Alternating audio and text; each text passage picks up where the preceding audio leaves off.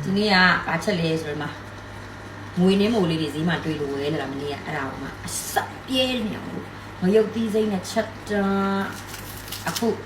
လည်းနဲ့ပဲချိုးလိုက်တော့မယ်နော်ကျမလည်းစီးထားပြီးသားပါနော်တကယ်လည်းပြောဆိုနေကြမှာဆိုနန်းနန်းပင်ထဲမှာကြိုက်နန်းနန်းပင်ကိုရေးဆေးပြီးတော့အုပ်လိုက်တယ်ဟုတ်လုံးဝငွေနှင်းမိုးမှာရုပ်သီးချမ်းပတ်မထည့်ဘူးဒါချက်ရင်ဆွေးရအစိမ့်ရုပ်သီးစိမ့်နဲ့ပဲချက်တယ်နော်တချင်းလေးဆိုလိုက်ပါဘာတချင်းဆိုမောင်ပြန်လာအစင်းdinချဖို့ရဲ့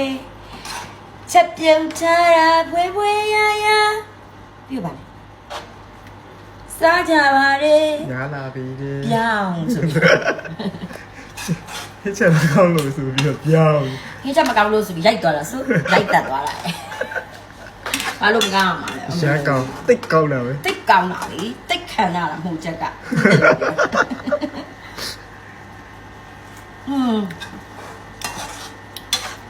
နောက်နေ့ကျမှနော် Eric နဲ့မဆွေရဲ့ဘယ်ကတက်တာမို့မဆွေအင်းချက်ကျွေးဆိုပြီးဖြစ်သွားမှာအများနဲ့ချက်ကျွေးဖြစ်သွားမှာချက်တာမို့ခနော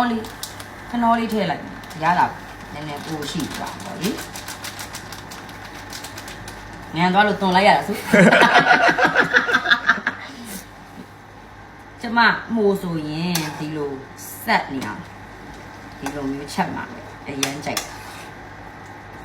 မနေ့ကကွယ်အမှန်တိုင်းပြောရင်လူကအိမ်ကနေတယ်လေဘာမှမရှိဘူး2ယောက်စာ2ယောက်3ယောက်စာလောက်ဆိုတော့ကျမ join မှရှိလို့ရှိရင်အဲ့ဒါပူစားတယ် join မှမလာတော့ဂျယ်လီတို့ join တို့4ယောက်5ယောက်ဆိုရင်ပို့ပြီးတော့ဒါကောင်းတာပေါ့နော်ဒါပေမဲ့မနေ့က3လောက်မို့လောက်တော့ယူသွားလိုက်ပါမယ်ဆွေရဲဆိုတော့ကဲယူလာလိုက်မိပါယူလိုက်တော့မကြောတနေ့တပိုးစားမိုက်ဆာဆာအမိုက်ဆာဆာခွဲရအရင်မကြလေးအရင်ကောင်းနေပြီအရင်ကောင်းနေပြီနော်နက်နက်ပင်ကိုယူသွားတယ်တကယ်အများကောင်းအရင်မိုက်တယ်ရောမိုးဟင်းပြတ်တော့လေအစိတ်တောက်ကြအောင်လို့ကွာဟွာထည့်ရုပ်သီးစိမ့်လေးအုပ်ထားအရေးဆက်ဆက်လေးနဲ့ပေါ့စားတာပေါ့နော်အရေးလေးစီလေရေးလေလေးပေါ့စီတိတ်မပါဘူးဒီဟင်းကဝေးလျှော်တဲ့လူလည်းစားလို့ရတယ်ဒါပါပဲနော်ဘယ်လိုတတာ